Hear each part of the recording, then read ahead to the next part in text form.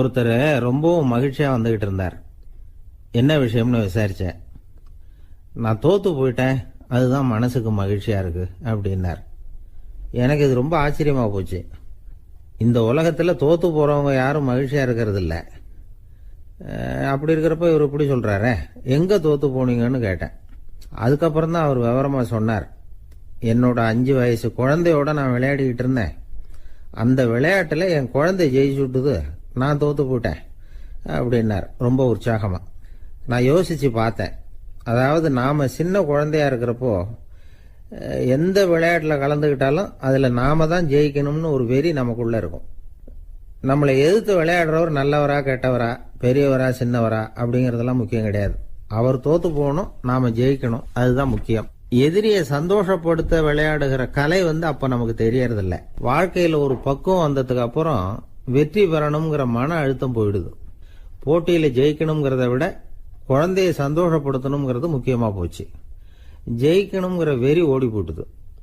ஒரு குழந்தையா இருந்தப்போ நம்ம வளர்ச்சிக்கு உதவிய வெறி பெரியவனானதுக்கு பிறகு நமக்கு எதிரியா மாறுது. அதை சரியான சமயத்துல நாம புரிஞ்சுக்கிட்டோம்னா போதும், நாம பொழைச்சிக்கலாம். ஒவ்வொரு மனுஷனுமே வாழ்க்கையோட அடுத்த கட்ட வளர்ச்சியில அடி எடுத்து வைக்கிற நேரத்துல தன்கிட்ட இருந்து ஏதோ ஒரு குணத்தை அல்லது தன் குணம் இருந்த ஏதோ ஒரு உறவை நாம இழக்கத்தான் வேண்டி இருக்குது. ஒரு கட்டம் வரைக்கும் உதவியா இருந்த குணம் அடுத்த கட்டத்துக்கு தடையா கூட மாறிடலாம். இந்த பரிமாண மாற்றத்துக்கு உள்ளாகிற ஒவ்வொருத்தரும் பிரத்யட்சமா இதை உணர்றாங்க. ஆனா பல பேர் எப்படின்னா பழச திறந்துட்டு புதிய கொள்கைகளை உருவாக்கிக்கிறதுக்கு இஷ்டம் இல்லாம இருந்துடுறாங்க, அல்லது அப்படி செய்ய முடியாம தவிக்கிறாங்க. இதையெல்லாம் மீறி அந்த பழச திறந்துட்டா அதை இழந்ததால உண்டாகிற மன அழுத்தம் சில காலத்துக்கு வருத்திக்கிட்டு தான் இருக்கும், வேற வழி இல்லை. ஆரோக்கியமான ஒரு முன்னேற்றத்துக்காக அந்த மன அழுத்தத்தை தாங்கிக்கத்தான் வேணும் அப்படிங்கிறாரு அந்த உலக புகழ்பெற்ற மேதை ஒருத்தர், இந்த ஸ்காட் பெக் அப்படிங்கிறவர். பிறந்த நாள் முதல் இதுதான் சரி அப்படின்னு கற்பிக்கப்பட்டு வந்த ஒவ்வொரு தத்துவத்தையும் தங்களுடைய வளர்ச்சிக்கு தகுந்த மாதிரி மாற்றி அர்த்தப்படுத்திக் கொள்ள முடியாமல் வாழ்க்கை சூழல்ல அப்படியே அரைப்பட்டு தூளாகிறவர்கள் தான் ரொம்ப தவிக்கிறாங்களாம். இதுதான் அவருடைய கருத்து. பெரும்பாலும் மனிதர்களுடைய நடுத்தர வயசுல, அதாவது 30 தாண்டுகிற சமயத்துல தான் இந்த தவிப்பு உண்டாவதுதான். இததான் மேற்கத்திய நாடுகள்ல அடிக்கடி மிட் லைஃப் கிரைசிஸ் அப்படின்னு சொல்றாங்க. அப்பப்போ பழசையெல்லாம் தொலைச்சு விட்டு புதுசா பிறக்கிறதுக்கு கத்துக்கணும். ஒவ்வொரு நிமிஷத்தையும் அந்த நிமிஷத்துக்கு ஏற்ற சித்தாந்தம் கொண்டவர்களாக சந்திப்போம் அப்படிங்கிறார் அந்த உளவியல் நிபுணர். இப்படி பழகிக்கிட்டா வாழ்க்கை இன்பமயம், இல்லைன்னா தவிப்பு மயம்தான். பழச தொலைக்க முடியாதவர்கள்ல எத்தனையோ பேர் உண்டு, எத்தனையோ ரகம் உண்டு. அதுல வேடிக்கையான நண்பர்களும் உண்டு. ஒருத்தர் நண்பர் வீட்டுக்கு போனார்.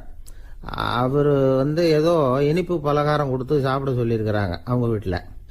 இவர் சாப்பிட்டு பார்த்துட்டு சொன்னாராம், சார் 6 மாசத்துக்கு முன்னாடி ஒரு தடவை இங்க வந்தேன், அப்போ ஒரு இனிப்பு பலகாரம் கொடுத்தீங்க, அது இதை விட நல்லா இருந்தது சார் அப்படின்னாராம். அப்ப செஞ்ச அதே இனிப்பு பலகாரம் தான் சார் இதுவும் அப்படின்னாராம் அவர். இயேசுநாதர்கிட்ட ஒருத்தர் கேட்டாராம், இயேசுவே என்னை எவ்வளவு நேசிக்கிறீர்கள் அப்படின்னு. அவர் தன்னுடைய 2 கைகளையும் அகல விரித்து இவ்வளவு என்று சொல்லி சிலுவையில் உயிர் நீத்தார் அப்படின்னு சொல்லுவாங்க. அதாவது அந்த நேசிப்புக்கு எல்லை கிடையாது, அதே போல மன்னிப்புக்கும் எல்லை கிடையாது. இது இயேசுநாதர் சொல்லி கொடுத்த ஒரு பாடம்.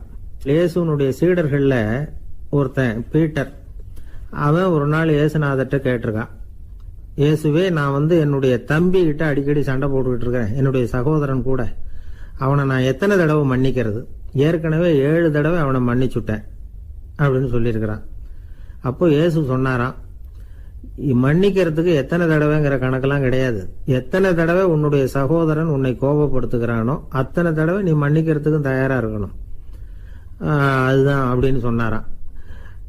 அப்ப இவனுக்கு ஒன்னும் புரியல, இது என்ன அவன் தப்பு பண்ணிக்கிட்டே இருப்பான், நாம மன்னிச்சுக்கிட்டே இருக்கிறதா அப்படிங்கறது மாதிரி குழப்பமா இருந்திருக்கிறான். அப்போ இயேசுநாதர் தன்னுடைய சீடன் பீட்டர் கிட்ட ஒரு கதை சொன்னாராம். அந்த கதை இன்றைக்கு நாம எல்லாரும் சிந்தித்து பார்க்க வேண்டிய ஒரு கதை. அதாவது மன்னிப்பை விரும்புகிறவர்கள் மன்னிக்கவும் தயாராக இருக்க வேண்டும் அப்படிங்கிறது தான் அந்த கதையினுடைய தத்துவம். அந்த இயேசுநாதர் சொன்ன கதை என்னன்னா, ஒரு மன்னர் இருந்தார். அவர் ஒரு நாள் அரண்மனையில் உட்கார்ந்து கணக்கு வழக்குகள்லாம் பார்த்துக்கிட்டு இருந்தார். நம்ம அரண்மனையிலேருந்து யார் யார் அரசாங்க கடன் வாங்கியிருக்கிறாங்க, யார் யார் திருப்பி செலுத்தி இருக்கிறாங்க அப்படிங்கிற விவரத்தையெல்லாம் பார்த்துக்கிட்டு இருந்தார். அப்போதான் புரிஞ்சுது, அந்த அரண்மனையில் வேலை செய்கிற ஒருத்தனே அரசாங்க கடன் வாங்கியிருக்கிறான். எவ்வளவு? 10,000 பொற்காசுகள் வாங்கியிருக்கான் கடன். இந்த 10,000 பொற்காசுகளை திருப்பி செலுத்தலை அரசாங்கத்துக்கு. இது மன்னர் கவனத்துக்கு வந்தது. உடனே நம்ம அரண்மனையில் இருக்கிறவனே அரசு கடன் வாங்கி திருப்பி செலுத்தாமல் இருக்கான், அவனை கூப்பிட்டு வாங்கன்னு சொல்லி கூப்பிட்டுட்டு வந்தாங்களாம். விசாரிச்சிருக்கிறாங்க, என்னப்பா நீ எவ்வளவு ஒன்று? ஆமாங்க 10,000 பொற்காசுகள் வாங்கியிருக்கிறேன், இன்னும் திருப்பி கட்டலைன்றான். உடனே அவர் மன்னர் சொல்லியிருக்கிறார், நம்ம சட்டத்திட்டப்படி நீ உடனே பணத்தை திருப்பி கட்டிடு. அப்படி உன்னால கட்ட முடியலன்னா உன்னுடைய வீடு வாசல் சொத்து சுகம் எல்லாத்தையும் விற்று அந்த பணத்தை அரசு கருவூலத்தில் சேர்த்துக்கிறதுக்கு நானே ஏற்பாடு பண்ணிடுறேன் அப்படின்னு அந்த மன்னர் சொன்னாராம். இவன் அப்படியே அதிர்ச்சி ஆயிட்டான், அப்படியே பொத்துன்னு காலில் விழுந்தானா. மன்னா என்னை மன்னிச்சுங்க, என்னால் முடியல, எனக்கு மன்னிப்பு கொடுங்க அப்படின்னு இருக்கான். உடனே அவர் எழுந்திரிச்சு, சரி நீ மன்னிப்பு கேட்டுவிட்ட, அதனால உன்னை மன்னிக்கிறேன், நீ பணம் கட்ட வேண்டாம் அப்படின்னு சொல்லி அந்த மன்னர் அவனை விட்டுட்டாராம். பணத்தையும் தள்ளுபடி கொண்டார், நீ திருப்பி கட்ட வேண்டான்னு. இவனுக்கு ரொம்ப மகிழ்ச்சி, அதனால ரொம்ப உல்லாசமா வந்துகிட்டு இருக்கிறான். தெருவில் வந்துகிட்டு இருக்கிறப்ப இவங்கிட்ட கடன் வாங்கின ஒருத்தன் எதுக்கு வந்துகிட்டு இருக்கான். அவன் இவங்கிட்ட ஒரு 100 பொற்காசுகள் கடன் வாங்கியிருக்கான். அவன் வந்தான், இவன் போய் அவன் சாட்டையை பிடிச்சிக்கிட்டான், நீ எப்படா என் கடனை திருப்பி கொடுக்க போறேன்னு. அவன் இப்போ முடியல, கொஞ்சம் பொறுத்துக்கா, அப்புறம் தரேன் இருக்கான். அதெல்லாம் முடியாது, நீ கொடுத்து தான் ஆகணும் அப்படின்னு இவன் புடிவமா சொல்றான். இப்ப நிலைமையை பாருங்க, இவன் ஏற்கனவே 10,000 பொற்காசுகள் அரசாங்கத்துல கடன் வாங்கினா அதுக்கு மன்னிச்சு விட்டுட்டார் இவனை. ஆனா இவன் இன்னொருத்தனை மன்னிக்கிறதுக்கு தயாரா இல்ல. இவங்கிட்ட கடன் வாங்கின இன்னொருத்தன் 10 பொற்காசுகள், அவனை மன்னிக்க தயாரா இல்ல. அவனை கொண்டு போய் நீதிமன்றத்துல கொண்டு போய் நிறுத்தி தண்டனை வாங்கி கொடுத்துட்டான். நீதிபதி என்ன சொன்னாரு, அந்த இவன் வாங்கின பொற்காசுகளை திருப்பி கட்டுற வரைக்கும் ஜெயிலில் இருக்கணுங்கிறது தீர்ப்பு.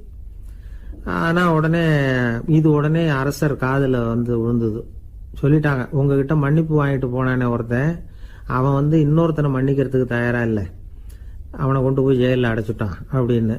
உடனே மன்னர் பார்த்தார், இவனை மறுபடியும் கூப்பிட்டு வர சொன்னார்.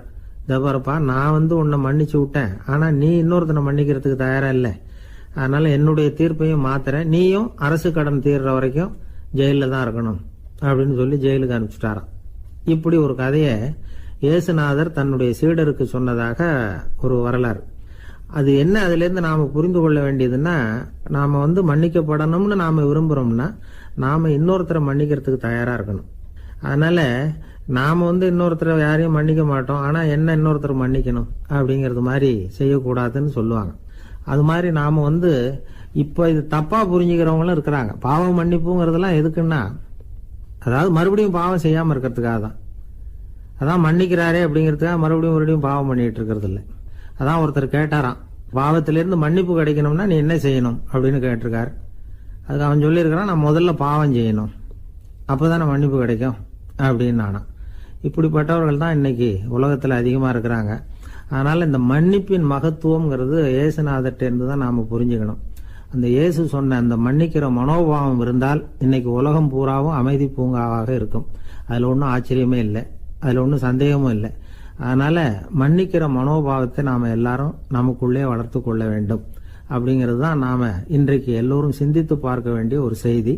ஒரு வயசான அம்மா தெரு வழியா போயிட்டு இருந்தாங்க. அவங்க கையில எண்ணத்தையோ வச்சுக்கிட்டு அதை அடிக்கடி பார்த்துக்கிட்டே இருந்தாங்க. ஒருத்தன் மெதுவா அவங்க கிட்ட போய் கையில் இருக்கிறது என்ன அப்படின்னு எட்டி பார்த்தா அவங்க கையில 4 பல்லு இருந்துதான். இவன் ஆச்சரியமா அந்த அம்மாவை பார்த்தான். ஏம்மா, உனக்கு என்ன பைத்தியமா, ஏது இந்த பல்லு, இதை என்னத்துக்காக கையில வச்சுக்கிட்டு அலைஞ்சிக்கிட்டு இருக்கிற அப்படின்னு கேட்டிருக்கான். அதுக்கு அந்த அம்மா விவரம் சொல்ல ஆரம்பிச்சாங்களாம். இதை பாருப்பா, எனக்கு ஒரு மகன் இருந்தான், அவனை ரொம்ப செல்லமா வளர்த்தேன். அவனை தரையிலேயே நடக்க விடுறதில்ல, எப்பவும் தூக்கி வச்சுக்கிட்டு இருப்பேன். அவன் நல்லா பெரியவனாகி பள்ளிக்கூடம் போகிறப்ப கூட அவன் புஸ்தக மூட்டையை நான் தான் சுமந்துக்கிட்டு போவேன். பார்க்குறவங்க கூட கேலி பண்ணுவாங்க, ஏம்மா படிக்க போகிறது நீயா உன் பிள்ளையான்னு கேட்பாங்க. அவன் இன்னைக்கு எவ்வளவோ பெரிய மனுஷன் ஆயிட்டான், வெளிநாட்டில் பெரிய உத்தியோகத்தில் இருக்கான். சமீபத்தில் இங்கே வந்துட்டு போனான். ஒரு நாள் ஏதோ கோபத்தில் என்ன அரைஞ்சுட்டான். அப்போ இந்த 4 பல்லும் கீழே விழுந்துட்டுது. இன்னமும் கூட விழுந்திருக்கும், ஆனால் பல்லு தான் இல்லை. என் புள்ள அரைஞ்சதுனால விழுந்த பல்லு இல்லையா அது, அதனால இதை எப்பவும் என் கையிலேயே வச்சுக்கிட்டு ஆசையோடு பார்த்துக்கிட்டு இருக்கிறேன். அவன் தான் வெளிநாட்டுக்கு போட்டான், அவனை பார்க்க முடியாத ஏக்கத்தை நான் இந்த பல்லை பார்த்து போக்கிக்கிறேன் அப்படின்னு நாங்களாம் அந்த அம்மா. இந்த கதை எதுக்காகன்னா தாய் அன்பு அப்படிங்கிறது எப்படிப்பட்டதுங்கிறத புரிஞ்சுக்கிறதுக்காக. கல்யாணம் ஆனதுக்கு அப்புறம் தாயை மறந்து விடுறவங்க எத்தனை பேர் இந்த உலகத்தில்? அவங்க காதில் வேணுங்கிறதுக்காக தான் இந்த தகவல். ஆனால் ஒரு விஷயம் மட்டும் நல்லா புரிஞ்சுக்கணும். தாயை மதிக்க தெரிஞ்சவங்க தான் இன்றைக்கி வாழ்க்கையில் எல்லா விதத்துலேயும் முன்னுக்கு வந்திருக்கிறாங்க. வேணும்னா விசாரித்து பார்த்துக்குங்க. இன்னொரு அம்மா இருந்தாங்க. அவங்க தினமும் ஒரு கோயிலுக்கு வருவாங்க. சாமியை பார்த்து, கடவுளே நான் இறந்து போனால் நரகத்துக்கு போகணும் அப்படின்னு வேண்டிக்குவாங்களாம். எல்லாரும் சொர்க்கத்துக்கு போகணும்னு தானே கடவுள்கிட்ட வேண்டிக்குவாங்க. இந்த அம்மா தினம் நான் நரகத்துக்கு போகணும் அப்படின்னு வேண்டிக்கிறாங்க. அங்கேருந்து அர்ச்சகருக்கு இது சந்தேகம். ஒரு நாள் அதை நேரடியாகவே அவங்கக்கிட்ட கேட்டுவிட்டார். அதுக்கு அந்த அம்மா பதில் சொன்னாங்களாம், ஐயா, எனக்கு கல்யாணம் ஆகி ரொம்ப நாள் வரைக்கும் குழந்தை பாக்கியம் இல்லாமல் இருந்தது. கோயில் குளம் எல்லாம் சுற்றி வந்தேன். ரொம்ப நாள் கழித்து ஒரு குழந்தை பிறந்தது, ஆண் குழந்தை. அவனை நான் ரொம்ப செல்லம் கொடுத்து வளர்த்தேன். அதோட விளைவு என்ன ஆச்சுன்னா, அவன் ரொம்ப மோசமாக ஆயிட்டான். கெட்ட பழக்க வழக்கம்லாம் கற்றுக்கிட்டான். அவன் இறந்து போனால் நிச்சயம் அவனுக்கு நரகம்தான் கிடைக்கும். அந்த அளவுக்கு கெட்டவன் அவன். அப்படிப்பட்ட காரியங்கள்லாம் பண்ணிகிட்ருக்கான், எனக்கு தெரியும். இவனுக்காக நரகத்தில் கூட யாரும் தயவு காட்ட மாட்டாங்க, தாட்சண்யம் காட்ட மாட்டாங்க. அதனால் இவனுக்கு முந்தி நான் இறந்து நரகத்துக்கு போயிட்டா அங்கே இவனை கவனிச்சிக்கலாமே, இவனுக்கு பணிவிடை செய்யலாமேன்னு பார்க்குறேன் அப்படின்னு நாங்களாம். அதனால தான் நான் நரகத்துக்கு போகணும்னு தினம் ஆண்டவனை வேண்டிகிட்டு இருக்கிறேன் அப்படின்னு கண்கலங்கி அந்த அம்மா சொன்னாங்களாம். அதுதான் தாய் உள்ளம்ங்கிறது. தாயின் பெருமையை சரியாக உணர்ந்துட்டா அவங்களுக்கு எப்பவும் எந்த கஷ்டமும் வராது. இது ஏதோ உபதேசத்துக்காக சொல்கிற வார்த்தை இல்லை, உண்மையான வார்த்தை. இந்த விவரத்தையெல்லாம் நண்பர் ஒருத்தர்கிட்ட சொல்லிகிட்டு இருந்தேன். அவர் கொஞ்ச நாள் கழித்து என்னை தேடி வந்தார். அவர் கையிலேயே 4 பல்லு வச்சுருந்தார். என்னங்க ஆச்சு, ஏதுங்க இந்த பல்லு அப்படின்னு விசாரித்தோம். உங்கள் உபதேசத்தை கேட்டுவிட்டு இந்த உலகத்தில் எல்லாரையும் தாயாக நினைக்க ஆரம்பிச்சிட்டேன்.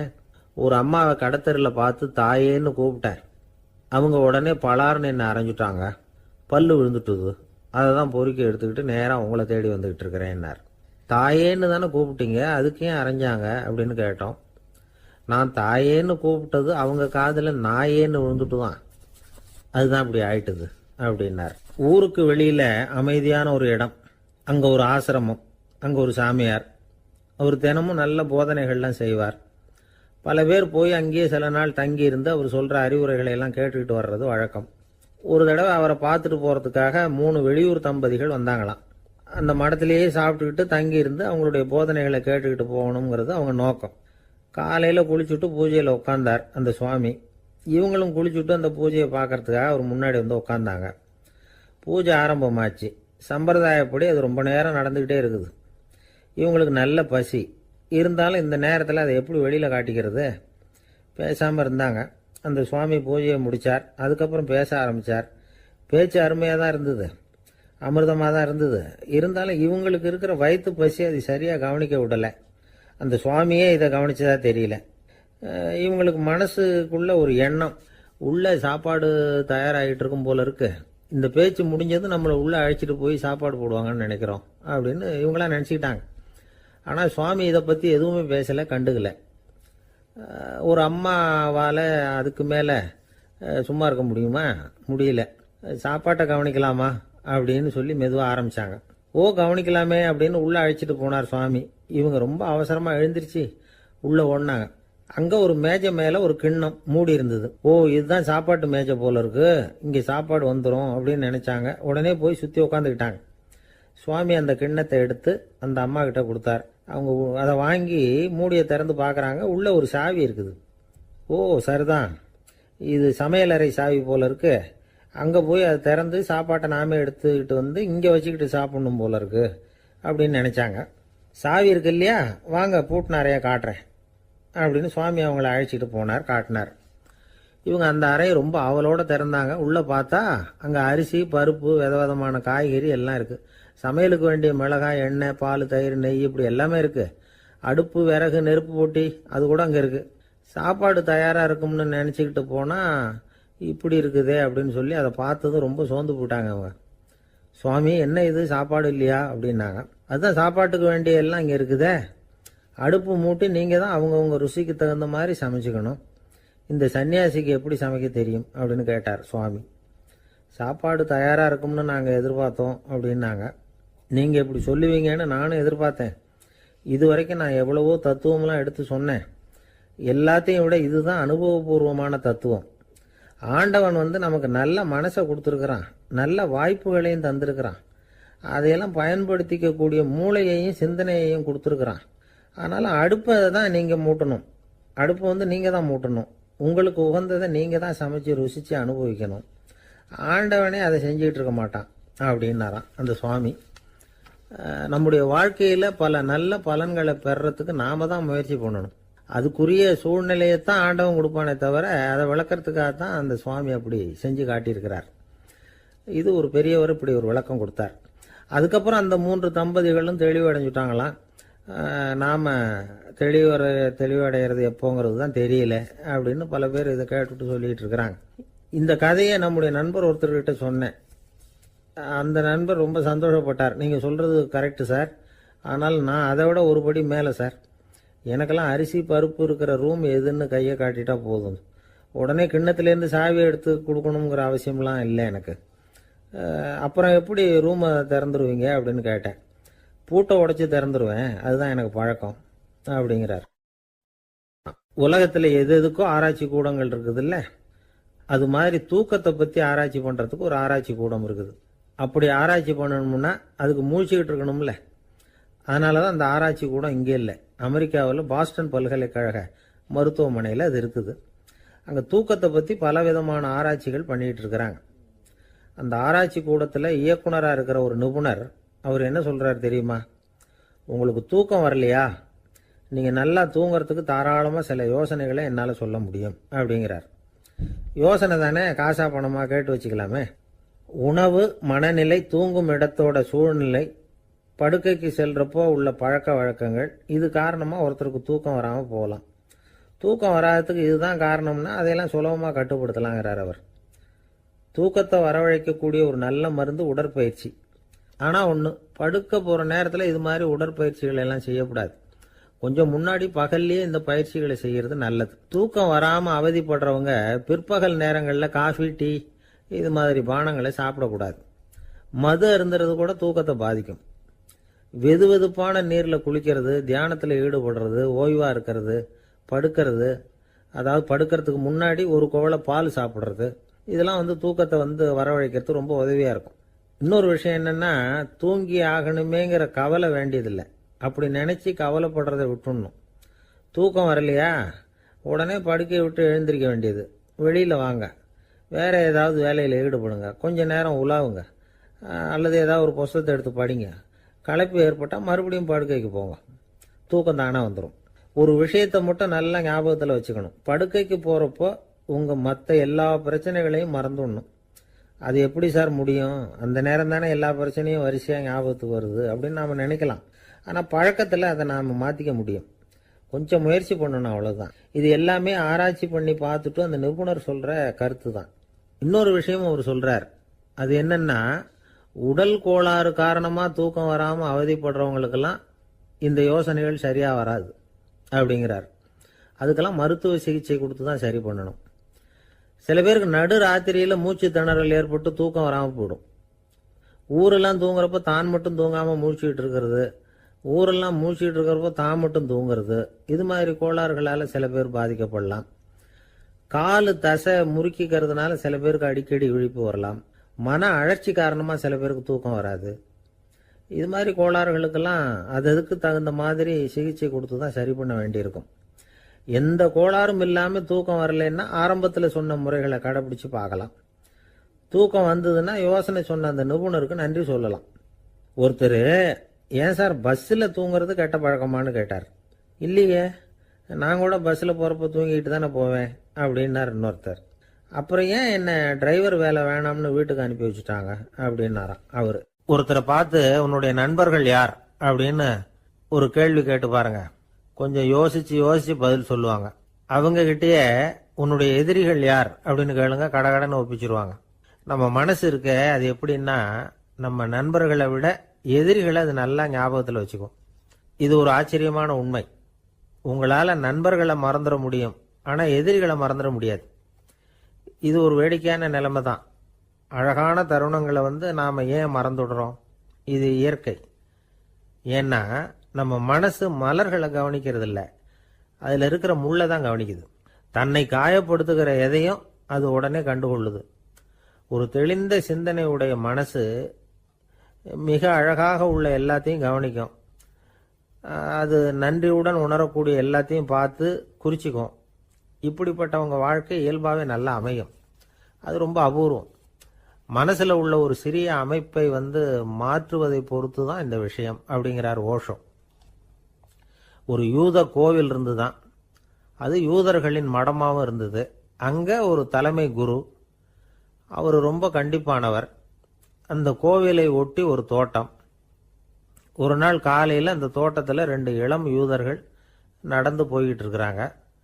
காலையில் 1 மணி நேரம், மாலையில் 1 மணி நேரம் அவங்க அந்த தோட்டத்தில் நடக்கிறதுக்கு அனுமதி உண்டு. மற்ற நேரங்களில் அவங்க மத புத்தகங்களை படிக்கணும், பிற விதிமுறைகளை கடைபிடிக்கணும். அந்த 2 பேருமே தொடர்ந்து புகைப்பிடிக்கிற பழக்கம் உள்ளவங்க. ஆனால் கோவில் மடத்தில் இருக்கிறப்போ அவங்க புகைப்பிடிக்க முடியாது, அது கடுமையான குற்றம். சரி, நாம் தோட்டத்தில் இருக்கிறப்போவாவது புகைப்பிடிக்கலாமா அப்படின்னு ஒரு ஆசை அவங்க 2 பேருக்குமே. இருந்தாலும் பயம். இப்படி கேட்டால் மதகுரு என்ன சொல்லுவாரோ அல்லது என்ன செய்வாரோங்கிற பயம். இப்படியே கொஞ்ச நாள் ஆச்சு. ஒரு நாள் இந்த 2 பேரில் ஒருத்தன் ரொம்ப கலங்கி போய் அந்த கோவிலிருந்து வெளியில் வந்துக்கிட்டு இருந்தான். வந்தவன் நேராக தோட்டத்து பக்கம் போனான். அங்கே இன்னொருத்தன் ஆனந்தமாக புகை பிடிச்சிக்கிட்டு இருக்கிறான். அதை பார்த்து தான் இவனுக்கு அதிர்ச்சி. அட கடவுளே, என்ன இது, நீ கேட்காமலே ஆரம்பிச்சிட்டியா அப்படின்னா. இல்லை இல்லை, நான் கேட்டுட்டு தான் ஆரம்பிச்சிருக்கேன்னா அவன். அப்படியா, என்ன மனுஷன் இவர், நானும் தான் கேட்டேன், என்ன கண்ணாமுன்னான்னு திட்டிவிட்டார். இது என்ன கோவிலா இல்லை நரகமா? உனக்கு புகை பிடிக்கணும்னு ஆசையாக இருந்தால் நரகத்துக்கு போகணும்னு சொல்லிவிட்டார். அது சரி, உன்னை மட்டும் எப்படி அனுமதிச்சார் அப்படின்னு கேட்டான் இவன். அவன் சிரிச்சுக்கிட்டே, நீ எப்படி கேட்ட சொல்லு அப்படின்னா. நாம் இந்த தோட்டத்துக்கு வர அனுமதிக்கப்பட்டிருக்கிறதே ஜபத்துக்காகத்தானே, அதனால் நான் ஜபம் சொல்லும் பொழுது புகை பிடிக்கலாமா அப்படின்னு கேட்டேன். அதுக்கு தான் அவர் சத்தம் போட்டு என்னை அடிக்கவே வந்துட்டார் அப்படின்னா இவன். நீ ஒரு மாதிரியாக கேட்டிருக்க, நான் வேற மாதிரியாக கேட்டிருக்கிறேன். ஜெபம் சொல்லும்போது புகை பிடிக்கலாமான்னு நீ கேட்டிருக்க. ஐயா, புகை பிடிக்கும் பொழுது ஜபிக்கலாமா அப்படின்னு நான் கேட்டேன். அதில் தப்பு ஒன்றும் இல்லை அப்படின்னு பதில் சொல்லிட்டார் அப்படின்னா. ஒரு சிறிய மாற்றம்தான் அது மிகப்பெரிய மாறுதலை ஏற்படுத்தி விட்டது. மனசு நல்ல விதமாக சிந்திக்க ஆரம்பிச்சுட்டுதுன்னா மகிழ்ச்சிக்கு பஞ்சம் இல்லை. ஒரு கஞ்சன் ஆற்றுல விழுந்துட்டான். வெள்ளத்தில் தத்தளிச்சுக்கிட்டு இருக்கிறான். கரையில் நின்ன ஒருத்தர், உன் கையை கொண்டா இப்படி பிடிச்சி இழுத்து கரையில் சேர்த்து விடுறேன்னார். எதையும் கொடுத்து பழக்கம் இல்லாத அவன் கையையும் கொடுக்க மாட்டேன்னுட்டான். இவர் பார்த்தார், உன் கையை கொடுன்னு சொல்றதுக்கு பதிலாக நான் என் கையை கொடுக்குறேன் பிடிச்சிக்கோ அப்படின்னார். அவன் கப்புன்னு பிடிச்சிக்கிட்டான், இழுத்து கரையில் போட்டார். என்ன சார், உங்கள் பையன் என்ன செஞ்சுக்கிட்டு இருக்கிறான் இப்போ அப்படின்னு கேட்டார் ஒருத்தர். அடிக்கடி கண்ணாடி முன்னாடி நின்று அழகு பார்த்துக்கிட்டு இருக்கிறான் சார் அப்படின்னாரு அப்பா. இளம் பருவம் இப்படி தான் இருக்கும், அதையெல்லாம் சாதாரணமாக நினச்சிடாதீங்க அப்படின்னாரு அவரு. என்ன சார் சொல்கிறீங்க, கண்ணாடி முன்னாடி நின்றுக்கிட்டு நேரத்தை வீணாக்கிக்கிட்டு இருக்கான், அதை ஒரு பெரிய விஷயமா நான் நினைக்கணுமா அப்படின்னாரு இவர். இளம் பருவத்தில் இளைஞர்களுக்கும் சின்ன பொண்ணுங்களுக்கும் அடிக்கடி கண்ணாடியில் பார்க்கணும்னு தோணும். அது வெறுமனே அழகு பார்க்கறது மட்டும் இல்லை, அவங்க தங்களையே தேடி கண்டுபிடிக்கிற ஒரு முயற்சி அது. இது ஒரு மனோதத்துவ விளைவு. இது வரைக்கும் சின்ன பிள்ளையா இருந்துட்டோம், இனிமேல் நாமளும் மற்றவங்க மாதிரி மனிதர்கள் தான் அப்படிங்கிற உணர்வு அவங்களுக்கு வருது. தங்களோட முகம் எப்படி இருக்குது, அழகு எப்படி இருக்கு, உடம்பு நேரம் எப்படி இருக்கு, முடி எப்படி இருக்கு அப்படிங்கறதையெல்லாம் கண்டுபிடிக்கிறாங்க. அதுக்கப்புறம் இன்னொரு ஆணோ பொண்ணோ தன்னை கவனிக்கணும் அப்படின்னு நினைக்கிறாங்க. இதெல்லாம் மனோதத்துவ உண்மைகள், இதெல்லாம் இயற்கை. இதை பார்த்துட்டு பெற்றவங்க பிள்ளைங்க கெட்டு போட்டாங்க அப்படின்னு நினைக்கக்கூடாது, அவங்கள திட்டிக்கிட்டே இருக்கக்கூடாது. இன்னைக்கு பல குடும்பங்கள்ல இதுதான் நடந்துகிட்டு இருக்குது. மனுஷ வாழ்க்கையிலேயே இப்படியும் இல்லாத அப்படியும் இல்லாத ஒரு பருவம் இளம் பருவம். 13லேருந்து 19 வயசுக்கு உட்பட்ட ஆண்கள் பெண்கள் இந்த வகையை சேர்ந்தவங்க, டீனேஜ் குரூப். இவங்களை சின்னவங்கன்னு நினைச்சிட முடியாது, பெரியவங்கன்னு நினைச்சிட முடியாது. இவங்க ரொம்ப சென்சிட்டிவ். சமூகம் நினைச்சா இவங்களை நல்லவங்களாகவும் ஆக்கலாம், கெட்டவங்களாகவும் ஆக்கலாம். கொஞ்சம் அக்கறை எடுத்துக்கிட்டா பெரிய பெரிய மேதைகளையும் விஞ்ஞானிகளையும் உருவாக்கலாம். ஆனால் நடக்கிறது என்ன தெரியுமா, அநேகமாக இவங்களை யாருமே சரியாக புரிஞ்சுக்கிறது இல்லை, இவங்களை சரியாக நடத்துறதும் இல்லை. இது வரைக்கும் நாம் சொல்கிறத கேட்டுக்கிட்டு இருந்தான், இப்பெல்லாம் அவன் இஷ்டத்துக்கு நடக்க ஆரம்பிச்சுட்டான் அப்படின்னு வருத்தப்படுற பெற்றோர்கள் அதிகம். இது வருத்தப்படுற விஷயம் இல்லை, சந்தோஷப்பட வேண்டிய விஷயம். உங்கள் புள்ள சொந்தமாக யோசிக்க ஆரம்பிக்கிறதும் நடந்துக்க ஆரம்பிக்கிறதும் ஒரு தப்பான விஷயமா? அவன் கடைசி வரைக்கும் உங்கள் பேச்சையே கேட்டுக்கிட்டு இருக்கணுங்கிறது என்ன நியாயம்? இன்னைக்கு இளைஞர்களை பெரியவங்க தப்பாக புரிஞ்சுக்கிட்டு தவறாக நடத்துறதுனால தான் அவங்களுக்கு வெறுப்பு, எரிச்சல், மனக்கசப்பு எல்லாம் உண்டாகுது. பெற்றவங்க சரியாக மதிக்கிறது இல்லை அப்படிங்கிற ஒரே காரணத்தினாலேயே வீணா போகிற பிள்ளைங்க இன்னைக்கு அதிகம். சரி, பெற்றவங்களுக்கு இன்னைக்கு என்னதான் புத்தி சொல்ல வர்றீங்க அப்படின்னு கேட்குறீங்களா? நாம எதையும் சொல்ல வரல. ஆனால் அது சம்பந்தமான சில நிபுணர்கள் சொல்லியிருக்கிறத உங்கள் காதில் போட்டு வைக்கலாம். அது என்னன்னா, பிள்ளைங்க கிட்ட அன்பு செலுத்துங்க. குழந்தையா இருந்தப்போ எவ்வளவு பாசமாக இருந்தீங்க, வளர வளர அதை ஏன் குறைச்சிக்கிறீங்க? பெற்றவங்களின் அன்பான வார்த்தைகளுக்கு ஏங்குறவங்க தான் இன்றைய இளைஞர்கள். அவங்க எதை சொன்னாலும் அதை அக்கறையாக காது கொடுத்து கேளுங்க, அலட்சியப்படுத்தாதீங்க. அவங்க விரும்புறது உங்ககிட்ட இருந்து ஒரு மதிப்பு, மரியாதை, அங்கீகாரம், இவ்வளவுதான். அவங்க அவங்களாவே முடிவுகள் எடுக்கட்டும், அதுக்கு நீங்கள் உதவியா இருங்க, அது போதும். மற்றவங்க முன்னாடி, முக்கியமாக அவங்க நண்பர்கள் முன்னாடி அவங்கள பற்றி மட்டமாக பேசாதீங்க. அவங்க கிட்ட பொய் சொல்லக்கூடாது. நீங்கள் சொன்னது பொய்ன்னு தெரிஞ்சு போச்சுன்னா உங்கள் பேரில் அவங்களுக்கு இருக்கிற மதிப்பு போயிடும், நம்பிக்கை போயிடும். அவங்களுக்கு முன்னாடி நீங்கள் சண்டை போடக்கூடாது. உங்கள் பிள்ளைய எப்பவும் இன்னொரு பிள்ளையோட ஒப்பிட்டு பேசுகிற வேலையே வேணாம். கூட பிறந்த மற்றவங்களோட கூட ஒப்பிடக்கூடாது. இப்படி செஞ்சால் அவன் உங்ககிட்டையும் பிரியமாக இருக்க மாட்டான், அவங்ககிட்டையும் பிரியமாக இருக்க மாட்டான். புள்ள எங்கே போகிறான், என்ன பண்ணுறான் அப்படின்னுலாம் துப்பறிஞ்சிக்கிட்டு இருக்கக்கூடாது. இளைஞர்கள் தனிமையை விரும்புகிறவங்க. அவங்கள பெட்டியில் வச்சு மூடி பாதுகாக்கணும்னு நினைக்கக்கூடாது. அவங்கள எப்படி பாதுகாக்கிறது அப்படிங்கிறது அவங்களுக்கே தெரியும். உங்கள் புள்ள எப்படி நடந்துக்கணும்னு நீங்கள் எதிர்பார்க்குறீங்களோ அது மாதிரி நீங்கள் நடந்து காட்டுங்க, அது போதும். ஒரு வீட்டில் அப்பாவும் அம்மாவும் பேசிகிட்டு இருக்கிறாங்க. என்னங்க, நம்ம பொண்ணு பெரியவளாயிட்டா, அடிக்கடி கண்ணாடி முன்னாடி போய் நின்றுக்கிட்டு இருக்கிறா, சீக்கிரமாக ஒரு பையனை பார்த்து கல்யாணத்தை முடிக்காமல் இப்படி மசன்னு கல் மாதிரி உட்காந்துருக்குறீங்களே அப்படின்னு சத்தம் போட்டாங்க. அந்த அம்மா, அவசரப்படாத, பார்க்கறதுக்கு கண்ணுக்கு அழகா லட்சணமா புத்திசாலியா ஒரு பையன் கிடைக்க வேணாமா, அதுதான் பார்த்துக்கிட்டு இருக்கிறேன் அப்படின்னாரு அப்பா. இதுக்கு அந்த அம்மா சொல்றாங்க, எங்க அப்பா இப்படியெல்லாம் நினைச்சுக்கிட்டு இருந்திருந்தா எனக்கு கல்யாணமே ஆயிருக்காது தெரியுமா அப்படின்னாங்களாம். 1816 வருஷம் செப்டம்பர் மாதம் 11ஆம் தேதி பிரான்ஸ் தேசத்தில் உள்ள ஒரு மருத்துவமனை. அங்கே ஒரு இளம் டாக்டர் கொஞ்ச நாளைக்கு முன்னாடி தான் அந்த ஆஸ்பத்திரியில் புதுசாக வேலைக்கு சேர்ந்துருக்கிறார். அவர் பேர் ரெனே லெனக். அவர் அன்னைக்கு காலையில் அந்த மருத்துவமனையில் அப்படியே ரவுண்ட்ஸ் வந்துக்கிட்டு இருக்கிறார். வார்டில் ஒரு படுக்கையில் ஒரு இளம் பெண் படுத்திருக்கிறா. அந்த பொண்ணுக்கு இருதய நோயாக இருக்கலாம்ங்கிறது மற்ற டாக்டர்கள் சந்தேகம். அந்த காலத்துல எல்லாம் ஒருத்தருடைய இருதய துடிப்பை தெரிஞ்சுக்கணும்னா நோயாளியின் மார்பில் டாக்டர் காதை வச்சு பார்த்து தான் தெரிஞ்சுக்கிறது வழக்கம். ஆனால் இந்த பெண்ணும் இளம் பெண், அந்த டாக்டரும் புதுசாக சேர்ந்துருக்கிறவர். அதனால் பரிசோதனை பண்ண தயங்கினார். கொஞ்ச நேரம் யோசனை பண்ணார். திடீர்னு ஒரு ஞாபகம் வந்தது அவருக்கு. அதாவது அன்னைக்கு விடியற் காலையில் தோட்டத்தில் அப்படி வாக்கிங் போயிட்டு இருந்தப்போ சின்ன பசங்கள்லாம் ஒரு மரக்கட்டையை வச்சு விளையாடிட்டு இருந்தாங்களாம். அதை இவர் பார்த்துருக்கிறார். அது என்ன விளையாட்டுனா, ஒரு நீளமான மரப்பலகை, அதில் ஒரு முனையில் ஒரு பையன் தன்னுடைய காதை வச்சுக்கிட்டு இருக்கிறான், மறுமுனையில் இன்னொரு பையன் அந்த மரப்பலகையை ஒரு ஆணியால் கீறிக்கிட்டு இருக்கிறான். ஒரு முனையில் ஆணியால் கீறும் பொழுது மறுமுனையில் காதை வச்சிருக்கிற பையனுக்கு அந்த சத்தம் துல்லியமாக கேட்குது. அந்த டாக்டருக்கு காலையில் பார்த்த இந்த விளையாட்டு ஞாபகத்துக்கு வந்துட்டுது. உடனே என்ன பண்ணார் தெரியுமா? ஒரு நீளமான காகிதத்தை எடுத்தார். அதை அப்படியே உருளை மாதிரி உருட்டினார். ஒரு முனையை அந்த நோயாளியின் மார்பில் இடது பக்கம் வச்சார், இன்னொரு முனையில் தன்னுடைய காதை வச்சார். என்ன ஆச்சரியம்! நோயாளியின் மார்பில் நேரடியாக காதை வச்சு கேட்கறத விட துல்லியமாக கேட்டுது இதய துடிப்பு. இதய துடிப்பு மட்டும் இல்லை, மூச்சு இழுத்து விடுறது, திரவ பொருள்களின் அசைவு, எல்லா சத்தமும் தெளிவாக கேட்குது. கிரேக்க மொழியில் ஸ்டெத்தாஸ் அப்படின்னா மார்பு, ஸ்கோப்பின் அப்படின்னா பார்ப்பதுன்னு அர்த்தம். அதனால டாக்டர் ரெனே லெனக் தான் கண்டுபிடிச்ச கருவிக்கு ஸ்டெத்தஸ்கோப் அப்படின்னு பேர் வச்சார்.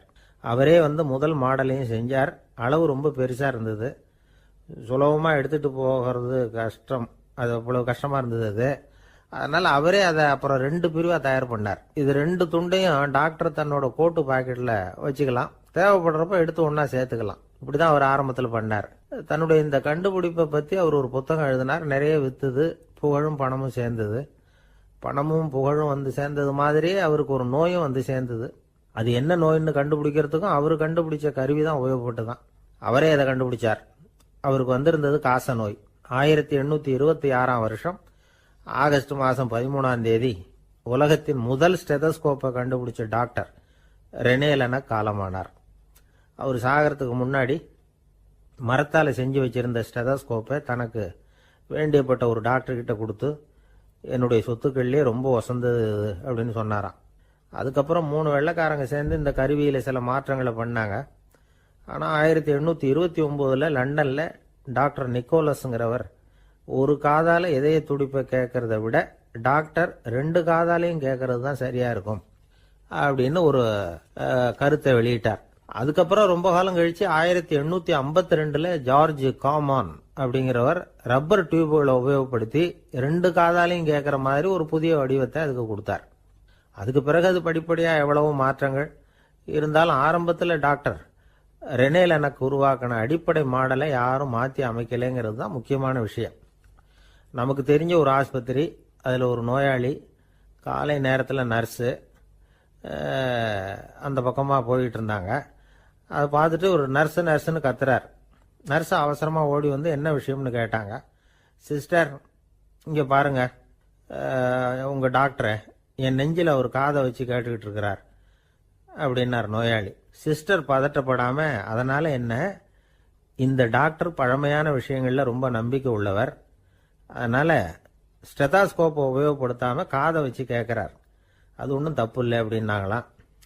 ஐயோ, அதுக்காக இல்லை சிஸ்டர், இவர் என் நெஞ்சு மேலே தலையை வச்சது நேற்று ராத்திரி 9 மணி, இப்போ விடிஞ்சு போச்சு, இன்னமும் தலையை எடுக்கவே இல்லை, அதுக்காக தான் சந்தேகப்பட்டு உங்களை கூப்பிடுறேன் அப்படின்னாராம். அரேபிய நாடு, அங்கே ஒரு ஆட்சி தலைவர், அரேபிய நாட்டு ஆட்சி பொறுப்பை ஏற்றுக்கிட்டவர். அவர் வந்து ஆட்சி பொறுப்பை ஏற்றுக்கிட்ட பிறகு ஒரு நாள் ஒரு தெருவில் நடந்து போய்கிட்டு இருந்தார்.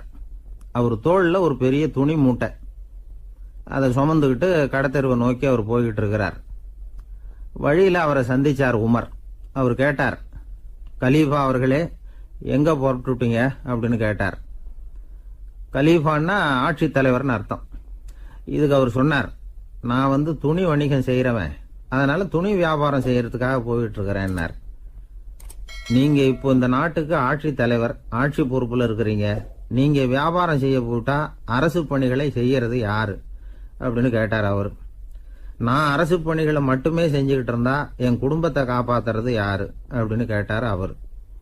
இப்படி கேட்டவர் யார் தெரியுமா? அவர் தான் அபூபக்கர், இறை தூதர் முகமது அவர்களுக்கு பிறகு கலீஃபாவாக தேர்ந்தெடுக்கப்பட்டவர். அப்போலாம் ஆட்சி தலைவர்களுக்கு சம்பளம்னு எதுவும் கிடையாது. இந்த பிரச்சனையை எப்படி தீர்க்கிறதுன்னு யோசனை பண்ணார் உமர். அபு உபைதா அவர்கள்கிட்ட அழைச்சிட்டு போனார். அவர் யாருன்னா, அவர் தான் பொது நிதி கருவூலத்தின் பொறுப்பாளர். அவர்கிட்ட பிரச்சனையை சொன்னார். இது மாதிரி ஆட்சி தலைவருக்கு பொது நிதியிலிருந்து ஊதியம் அளிக்க முடியுமான்னு கேட்டார்.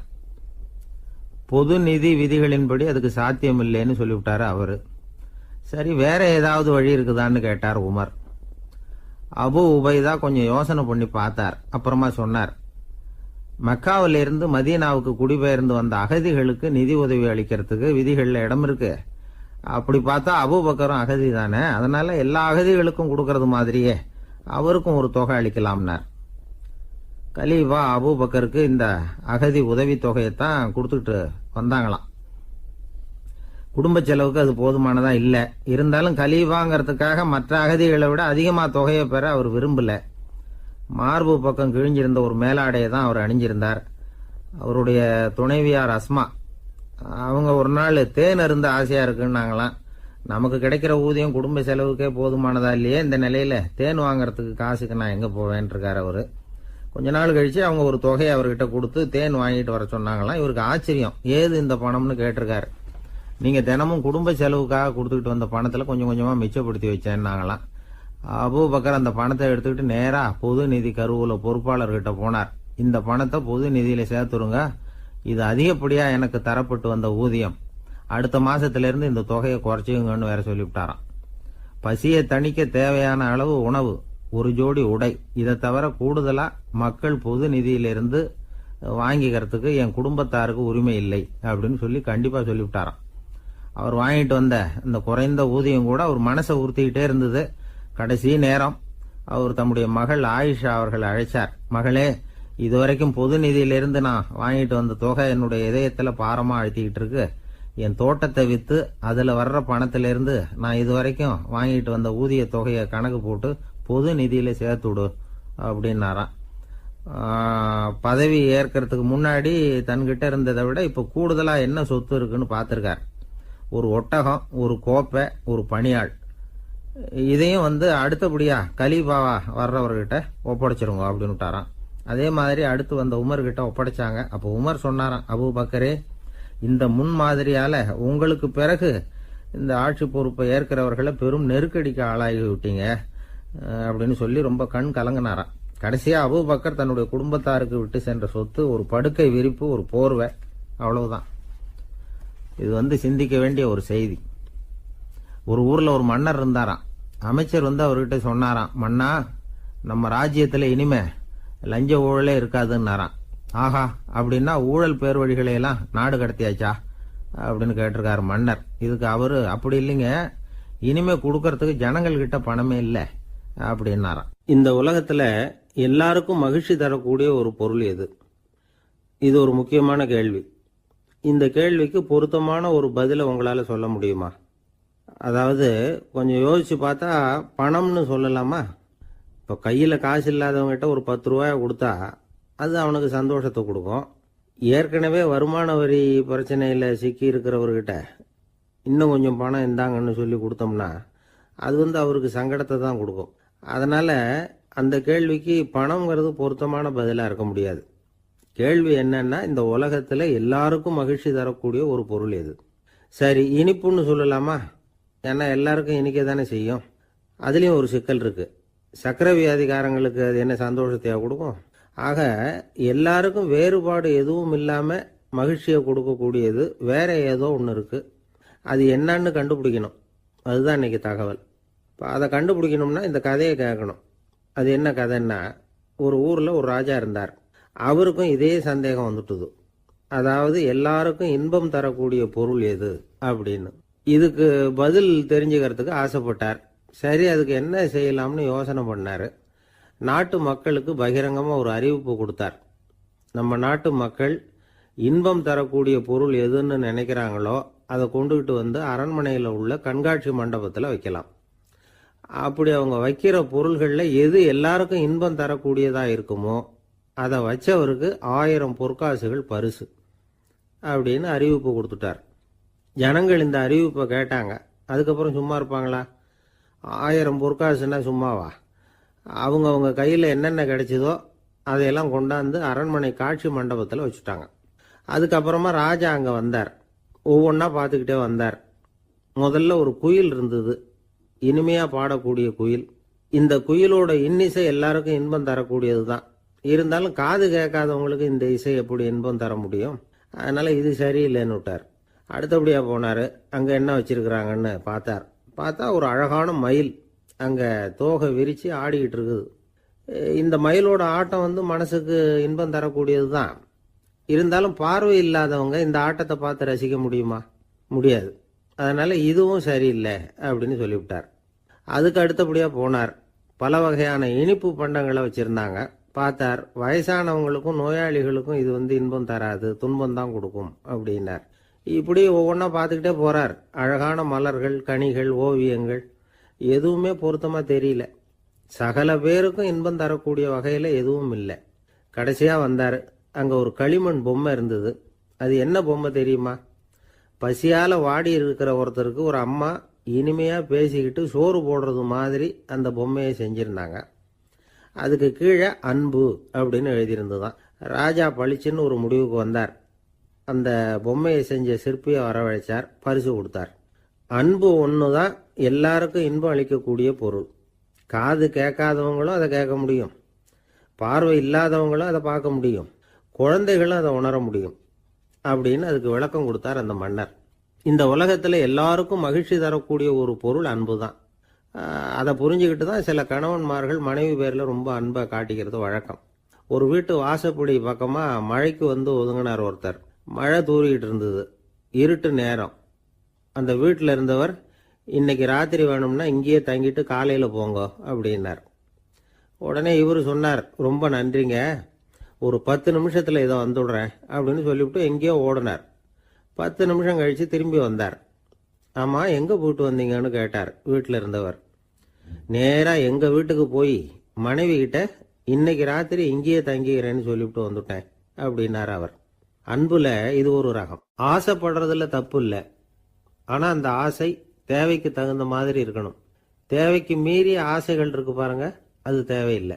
இந்த கருத்தை வலியுறுத்தது மாதிரி ஒரு கதை உண்டு. தேவேந்திரனுக்கு திடீர்னு வீடு கட்டணும்னு ஒரு ஆசை வந்துதான். வீடுன்னா நாம கட்டுற மாதிரி இல்லை.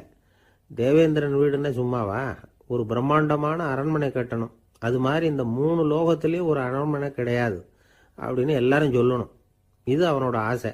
உடனே தேவ தச்சரான விஸ்வகர்மாவை கூப்பிட்டான், உத்தரவு போட்டான். விஸ்வகர்மா தன்னுடைய உதவியாளர்களை எல்லாம் கூப்பிட்டு ஒன்னா சேர்த்துக்கிட்டார். படாத பாடுபட்டு ஒரு பெரிய அரண்மனையை கட்டி முடிச்சார். கட்டி முடிக்க 1000 வருஷம் ஆச்சு. தேவேந்திரன் வந்து பார்க்குறான். அவனுக்கு திருப்தி ஏற்படலை. என்னுடைய அந்தஸ்துக்கு இது ரொம்ப சாதாரணமான கட்டிடம், இதை விட இன்னும் பெருசாக கட்டு அப்படின்னா. தேவ தச்சர் திணறி போயிட்டார். அவரால் அதுக்கு மேலே எதுவும் செய்ய முடியல. என்ன பண்ணுறதுன்னு யோசனை பண்ணார். நேராக நாரதர் காலில் போய் விழுந்தார். நீங்கள் தான் என்னை இந்த பிரச்சனையிலேருந்து காப்பாற்றணும்னார். நாரதர் யோசனை பண்ணார். சரி, கவலைப்படாதேன்னார். நேராக இந்திரன் கிட்ட போனார். இந்திரன் வந்து நாரதரை பார்த்த உடனே வாங்கன்னு கூட்டிகிட்டு போய் அரண்மனையை காட்டினான். இது மாதிரி ஒரு அரண்மனையை நீங்கள் வேற எங்கேயாவது பார்த்துருக்குறீங்களா அப்படின்னு ரொம்ப பெருமையாக கேட்டான். நான் பார்த்ததில்லை, ஆனால் என்னை விட வயசில் மூத்தவர் மகரிஷி லோமேசர், அவர் ஒரு வேளை பார்த்துருக்கிறாரா என்னமோ அப்படின்னார். உடனே அவரை மனசில் நினச்சி தியானம் பண்ணினார். அடுத்த கணம் லோமேசர் அங்கே வந்தார். இடையில ஒரு சின்ன துண்டு, கையில் ஒரு கமண்டலம், தலையில் ஒரு பாய், அவ்வளவுதான் அவர்கிட்ட இருந்தது. எதுக்காக தலையில் எந்த பாய் அப்படின்னு கேட்டான் இந்திரன். என்ன மாதிரி அற்ப ஆயுள் உள்ள ஒரு ஜீவன் தனியாக வீடு கட்டிக்கிட்டு திண்டாடணுமா? இந்த பாய் தான் ஒரு வீடு மாதிரி எனக்கு நிழல் கொடுக்குது அப்படின்னார் அவர். என்னது, உங்களுக்கு வந்து அவ்வளவு கொஞ்சமான ஆயுளா அப்படின்னு ஆச்சரியத்தோடு கேட்டான் இந்திரன். ஆமாம், இதை பாரு, என்னுடைய மார்பில் ஒரு பொற்காசு அளவுக்கு ரோமம் உதிர்ந்துட்டுது. எப்போ என் உடம்புல உள்ள எல்லா ரோமமும் உதிர்ந்துருமோ அப்போ என்னுடைய ஆயுள் முடியும் அப்படின்னார். எப்போ அந்த ரோமங்கள் பூரா உதிரும்னு கேட்டான் இவன். ஒரு பிரம்மா மறைஞ்சதும் ஒரு ரோமம் உதிரும். என் உடம்புல உள்ள ரோமங்களின் எண்ணிக்கை எவ்வளவோ அவ்வளவு பிரம்மாக்கள் தோன்றி அவங்க ஆயுள் முடியும் பொழுது என் உடம்புல உள்ள ரோமங்கள் பூரா உதிரும் அப்படின்னார். அப்படின்னா ஒரு பிரம்மாவோட ஆயுள் எவ்வளவு காலம்னு கேட்டான். ஒரு பிரம்மாவுக்கு 100 தேவ வருஷம். ஒவ்வொரு தேவ வருஷத்துக்கும் 365 தேவ நாள். ஒவ்வொரு தேவ நாள்லையும் ஒன்ன மாதிரி 14 இந்திரர்கள் தோன்றி மறைகிறாங்க அப்படின்னு மகரிஷி லோமேசர் சொல்றார். இதை கேட்டதும் இந்திரன் ஆடி போயிட்டான். அவ்வளவு ஆயுள் உள்ள இவரே அற்ப ஆயுள்னு சொல்றார். நான் என்னுடைய ஆயுளை பெருசா நினைச்சுக்கிட்டு பிரம்மாண்டமான அரண்மனை கட்டணும்னு ஆசைப்படுறேனே அப்படின்னு நினைச்சான். எனக்கு வீடு கட்டின வரைக்கும் போதும்னு விட்டான். அதனால நாமெல்லாம் நம்முடைய தேவைக்கு தகுந்த மாதிரி ஆசைப்படுறது தான் நியாயம். ஆனால் அப்படியே நடந்துக்கிறோம். மனுஷன் வந்து கடவுளையே ஏமாத்தி காசி வாங்கிறதுக்குள்ள ஆசைப்படுறான். ஒரு தீக்குச்சி தீப்பெட்டியை பார்த்து கேட்டுதான், நாம 2 பேரும் தானே உரசிக்கிறோம், ஆனா நான் மட்டும் தீ பிடிச்சி எரிஞ்சு போறேன், நீ அப்படியே இருக்கிறிய அப்படின்னு தான். அதுக்கு தீப்பெட்டி சொல்லி இருக்குது, உனக்கு தலையில கணம் இருக்கு அதனால அழிஞ்சு போற அப்படின்னு தான். எப்படி இருக்கு பாருங்க இந்த பதில். தலையில கணம் உள்ளவங்க யாருமே சரியா இருக்க முடியாது. எவ்வளவு பெரியவங்களா இருந்தாலும் சரி, ரொம்ப கஷ்டம்தான் அது. கர்வம்ங்கிறது கூடவே கூடாது. இதை விளக்கறதுக்கு மகான் ஒருத்தர் ஒரு சம்பவத்தை சொல்றார். அர்ஜுனன் வந்து தீர்த்த யாத்திரை பண்ணானா. அப்போ தென்னிந்தியாவுக்கு வந்திருக்கிறான். ராமேஸ்வரத்துக்கு போனப்போ அங்க இலங்கைக்கு கல்லுலாம் அடுக்கி போடப்பட்டிருந்த பாலத்தை பார்த்தானா. ஒரு சின்ன குரங்கு அதுக்கு பக்கத்துல விளையாடிட்டு இருந்திருக்கு. அதை பார்த்துட்டு அர்ஜுனன் சிரிச்சிருக்கான். ஏன் சிரிக்கிறேன்னு கேட்டிருக்கு அந்த குரங்கு. ராமன் மிகச்சிறந்த வில் வீரன். அப்படி இருக்கிறப்போ அவன் வந்து இலங்கைக்கு அம்புகளாலேயே ஒரு பாலம் கட்டியிருக்கலாம். அதை விட்டுட்டு போயும் உன்ன மாதிரி குரங்குகளை துணையா வச்சுக்கிட்டு இப்படி ஒரு கருங்கல் பாலத்தை கட்டியிருக்கிறானே அப்படின்னு நானா. அம்புகளால பாலம் கட்ட முடியுமா அப்படின்னு கேட்டுதான் குரங்கு. ஏன் முடியாது, என்னால முடியுமேன்னு இருக்கான் அர்ஜுனன். அம்பால பாலம் கட்டலாம், இருந்தாலும் என்ன மாதிரி குரங்குகள் ஏறி நடந்தா அது தாங்குமா? அதனாலதான் ராமர் வந்து கருங்கல் பாலமே கட்டினார் அப்படின்றது குரங்கு சொல்லிச்சான். அப்படியே சொல்ற, நான் வேணும்னா இப்ப அம்புகளாலேயே ஒரு பாலத்தை கட்டுறேன், நீ அது மேல ஏறி நடந்து பார். பாலம் விழுந்துட்டுதுன்னா நான் தீ மூட்டி அதுல குதிச்சு உயிர் தியாகம் பண்ணி விடுறேன் அப்படின்னு நான் ரொம்ப கோபமா. உடனே அந்த சின்ன குரங்கு பெரிய உருவம் எடுத்துட்டுதான். கையில் கதையோட அர்ஜுனன் முன்னாடி நிற்கிறான் அனுமன். பார்த்தா, என்னுடைய தலைவர் ராமரையா இழிவா பேசுற, நீ இப்போ பாலம் கட்டு, நான் என்னுடைய பலத்தை காட்டுறேன் அப்படின்னா அனுமன். அர்ஜுனன் தன்னுடைய காண்டிபத்தை எடுக்கிறான், சரமாரியா அம்புகளை விடுறான். அதெல்லாம் ஒன்னோட ஒன்று கோத்துக்கிட்டு அப்படியே பாலம் மாதிரி நிற்கிது. அர்ஜுனன் தலை நிமிர்ந்து நின்னான். அனுமன் உயர கிளம்பி அங்கேருந்து பாலத்தில் பொத்துன்னு இறங்கினான். பாலம் அப்படியே நொறுங்கி போச்சு தூள் தூளா. என்ன அர்ஜுனா, இப்போ என்ன செய்ய போற அப்படின்னா ஏளனமா. அர்ஜுனன் தலையை தொங்க போட்டுக்கிட்டான். சொன்னபடி தீ மூட்டி அதில் குதிக்கிறதுக்காக 3 தடவை சுற்றி வந்தான். அப்போ கிருஷ்ணர் அங்கே வந்தார். என்ன அர்ஜுனா, என்ன நடக்குது, என்ன இது அப்படின்னு ஒன்றும் தெரியாத மாதிரி கேட்டார். அர்ஜுனன் வாயை திறக்கிறதுக்கு முன்னாடி அனுமன் வாயை திறந்தான், நடந்ததை சொன்னான். அர்ஜுனன் சவால் விட்டபடி உயிர் திறந்தே ஆகணும்னா அனுமன். கிருஷ்ணர் யோசனை பண்ணார். நல்லது, இந்த சவால் விட்டதுக்கும் நடந்ததுக்கும் யார் சாட்சி? பெரியவர் ஒருத்தரை சாட்சியாக வச்சுக்கிட்டல்லவா நீங்கள் இந்த போட்டியை நடத்தியிருக்கணும் அப்படின்னார். அதனால் என்ன, இப்போ மறுபடியும் அந்த போட்டியை நடத்தி விட்டா போச்சு, என்னால் அந்த அம்பு பாலத்தை நொறுக்க முடியாதா அப்படின்னா அனுமன். சரி, இப்போ மறுபடியும் அது நடக்கட்டும்னார் கிருஷ்ணர். அர்ஜுனன் அம்பு பாலம் அமைச்சான். அனுமன் ஏறி குதிச்சான். பாலம் அசைஞ்சு கொடுக்கவே இல்லை, அவ்வளோ உறுதியாக இருக்கு. இப்போ அனுமன் தலையை குனிஞ்சுக்கிட்டான். அர்ஜுனன் நன்றியோட நிமிர்ந்து பார்த்தான். கிருஷ்ணருடைய தோள்கள்லேயும் முதுகள்லேயும் ரத்தம். என்ன சுவாமி, என்ன நடந்ததுன்னு நான் பதறி போய், உன் அம்பு பாலத்தை நான் தான் முட்டு கொடுத்து தாங்கிட்டு இருந்தேன். அனுமன் குதிச்சப்போ என் மேலே ஏற்பட்ட காயங்கள் இவை. பின்ன உன்னுடைய அம்பு பாலத்தினாலேயா பாலம் நின்னுதுன்னு நினைக்கிற அப்படின்னாரான். முதல்ல அர்ஜுனன், அப்புறம் அனுமன் 2 பேருக்குமே கர்வ பங்கம் ஆயிட்டு தான். அதாவது அவங்க கிட்ட இருந்த கர்வம் போயிட்டுது. யாரா இருந்தாலும் கர்வம் கூடாதுங்கிறத இதுல இருந்து நாம புரிஞ்சுக்கணும். இந்த காலத்துல நாமெல்லாம் எந்த விஷயத்துக்கெல்லாம் கர்வப்பட்டுக்கிட்டு இருக்கோம் தெரியுமா? 2 பெண்கள் தங்களுடைய கணவன்மார்களை பத்தி ரொம்ப பெருமையா பேசிக்கிட்டாங்களாம்.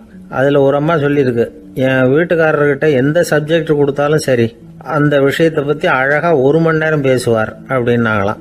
உடனே இன்னொரு அம்மா, அது என்ன பிரமாதம், என் வீட்டுக்காரருக்கு சப்ஜெக்டே தேவையில்லை, விஷயமே இல்லாம நாள் பூரா பேசிக்கிட்டு இருப்பார் அப்படின்னாங்களாம். ஆசைப்படுறதுல தப்பு இல்லை, ஆனா அந்த ஆசை தேவைக்கு தகுந்த மாதிரி இருக்கணும். தேவைக்கு மீறிய ஆசைகள் இருக்கு பாருங்க, அது தேவையில்லை. இந்த கருத்தை வலியுறுத்தது மாதிரி ஒரு கதை உண்டு. தேவேந்திரனுக்கு திடீர்னு வீடு கட்டணும்னு ஒரு ஆசை வந்துதான். வீடுன்னா நாம கட்டுற மாதிரி இல்லை. தேவேந்திரன் வீடுன்னா சும்மாவா, ஒரு பிரம்மாண்டமான அரண்மனை கட்டணும். அது மாதிரி இந்த 3 லோகத்திலயும் ஒரு அரண்மனை கிடையாது அப்படின்னு எல்லாரும் சொல்லணும். இது அவனோட ஆசை. உடனே தேவ தச்சரான விஸ்வகர்மாவை கூப்பிட்டான், உத்தரவு போட்டான். விஸ்வகர்மா தன்னுடைய உதவியாளர்களை எல்லாம் கூப்பிட்டு ஒன்னா சேர்த்துக்கிட்டார்.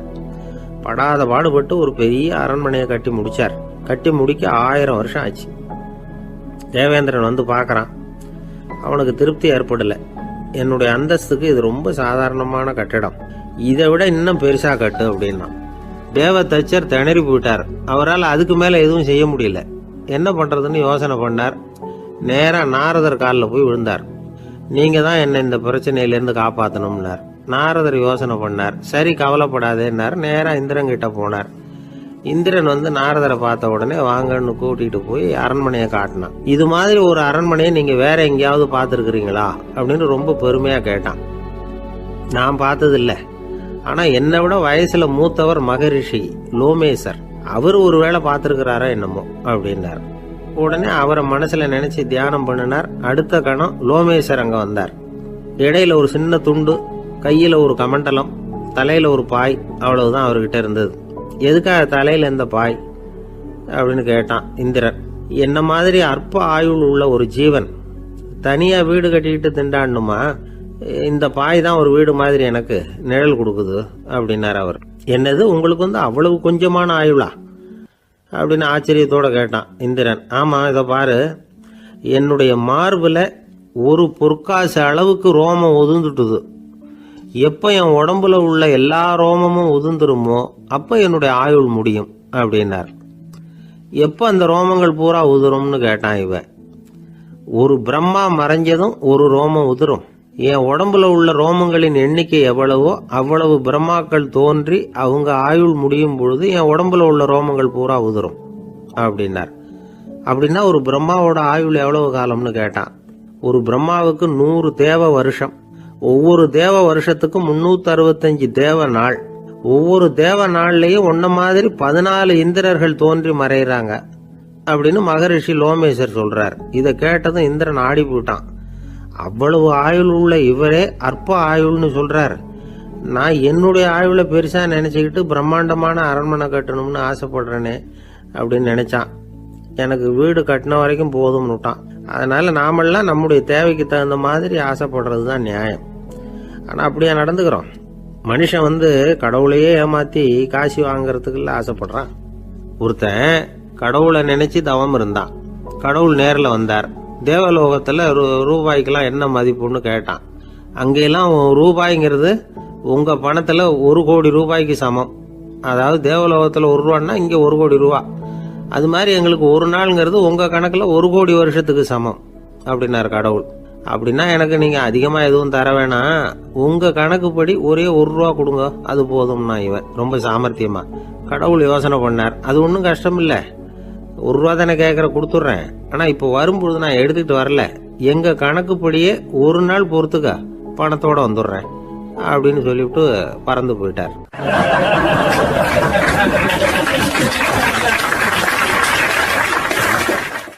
ஒருத்தர் மனசுல நிம்மதி இல்லாம உட்கார்ந்திருந்தார். என்ன சார் விஷயம் அப்படின்னு விசாரிச்சேன். அகலக்கால் வச்சுட்டேன், அதுதான் அவதிப்படுறேன்னார். விவரமா சொல்லுங்கன்னு. வீடு கட்டணும்னு ஆரம்பிச்சேன், வேலை பாதியிலேயே நிக்குது, கையில பணம் இல்லை அப்படின்னார். இது மாதிரி ஆசாமிகள் பல பேரை நீங்க பார்த்துருக்கலாம். இவங்கெல்லாம் சுலபமா மன அழுத்தத்துக்கு ஆளாயிடுறாங்க. மன உளைச்சல், அதாவது ஸ்ட்ரெஸ் அப்படின்னு சொல்றோமே, அதுக்கு அடிப்படையான சில காரணங்கள் உண்டு. அதாவது மிகையாக திட்டமிடுதல் அப்படிங்கிறதும் ஒரு முக்கியமான காரணம். நடைமுறை சாத்தியம் என்னங்கிறத மனசுல வச்சுக்கிட்டு எந்த திட்டத்தையும் தீட்டணும், அப்பதான் அது சரியா வரும். 2வது காரணம் என்ன தெரியுமா? ஒரே நேரத்தில் பல்வேறு செயல்களில் ஈடுபடுறது. தொலைபேசியில பேசிக்கிட்டே கையில் இருக்கிற கடிதத்தை படிச்சுக்கிட்டே எதிரில் உட்காந்துக்கிட்டு இருக்கிறவருக்கும் அப்பப்போ பதில் சொல்லிக்கிட்டு மனசுல பல்வேறு சிந்தனைகளை அப்படியே ஓட விட்டுக்கிட்டு இருக்கிறது, இதுவும் மன அழுத்தத்தை உண்டாக்குது. 3வது காரணம், எதிலேயும் வெற்றி மட்டும் எதிர்பார்க்கிற ஒருதலைப்பட்சமான ஆர்வம். நாம தொட்டதெல்லாம் வெற்றியாவே முடியணும் அப்படின்னு எதிர்பார்க்கிறவங்க ஏதாவது ஒண்ணுல தோல்வியை கண்டா தோண்டு போயிடுறாங்க. எப்படியும் முடியலாம்ங்கிற எண்ணம் ஏற்கனவே நமக்குள்ள இருந்துட்டுதுன்னா அந்த அவஸ்தை வராது. அதனால அதுவும் நம்ம வளர்த்து கொள்ள வேண்டிய ஒரு குணம். மன உளைச்சல் ஏற்படுறதுக்கு இன்னொரு காரணம், எதையும் வேகமா செஞ்சுடணும் அப்படிங்கிற துடிப்பு. அந்த துடிப்பே மனசை அழுத்த ஆரம்பிச்சிடும். எந்த ஒரு காரியத்திலையும் தாமதமோ இடையூறோ ஏற்பட்டா அதை பொறுத்துக்கிற மனப்போக்கம் வேணும். அது இல்லாதவங்க அழுத்தத்துக்கு ஆளாயிடுறாங்க. சில பேர் வேலைன்னு எந்த நேரம் பார்த்தாலும் வேலையே கதின்னு கிடப்பாங்க. பொழுதுபோக்குக்கோ உடற்பயிற்சிக்கோ குடும்பத்தில் உள்ளவங்க அல்லது நண்பர்கள் கூட கலந்துரையாடவோ கொஞ்சம் கூட நேரம் ஒதுக்க மாட்டாங்க. இந்த சுபாவம் மன அழுத்தத்தை உண்டு பண்ணும். இதையெல்லாம் புரிஞ்சுக்கிட்டு அதிலிருந்து விடுபடுறது எப்படின்னு யோசிக்கணும். வல்லுநர்கள் இது தொடர்பாக சில யோசனைகளை சொல்லி வச்சிருக்கிறாங்க. அது என்னன்னா, வாழ்க்கைங்கிறது பிரச்சனைகளால பின்னப்பட்ட ஒன்று. அது எப்பவுமே முடிவடையாத ஒரு தொடர்கதை அப்படிங்கிறத முதல்ல நாம புரிஞ்சுக்கணும். ஒரே நேரத்தில் ஒரு காரியத்தில் மட்டுமே நாம கவனம் செலுத்தணும். அடுத்தவங்க காரியத்தில் தலையிடக்கூடாது. எதையும் பேச ஆரம்பிக்கிறதுக்கு முன்னாடி நம்மை நாமே கேட்டுக்க வேண்டிய கேள்வி 2. 1, நான் சொல்ல போறது ரொம்ப முக்கியமானதா? 2வது, நான் சொல்றத அவங்க கேட்கறதுக்கு ஆசைப்படுறாங்களா? நான் பேசுறதுக்கு அது சரியான நேரம் தானா? இதை யோசிச்சு பார்த்ததுக்கு அப்புறம் எதையும் பேச ஆரம்பிக்கணும். முடிஞ்ச அளவுக்கு வளைந்து போகிற சுபாவத்தை வளர்த்துக்கணும். நம்ம நேரம் விலை மதிப்பு இல்லாதது, அதை வீணாக்கக்கூடாது. சிரிக்க தெரியலனாலும் பரவாயில்ல, முகத்தில் கொஞ்சம் புன்முறுவலாவது காட்டணும். இதெல்லாம் ரொம்ப முக்கியம். அடுத்தவங்க ஏதாவது செஞ்சா உடனே நன்றி சொல்ல மறக்கப்படாது. தினமும் கொஞ்சம் நேரத்தை தனிமையில் செலவு பண்ணணும். மன உளைச்சலிருந்து விடுபடுறதுக்கு 3 முக்கிய வழிகள் சொல்றாங்க. அதை சுருக்கமா ரெட் அப்படின்னு சொல்றாங்க. RED ஆங்கில எழுத்துல.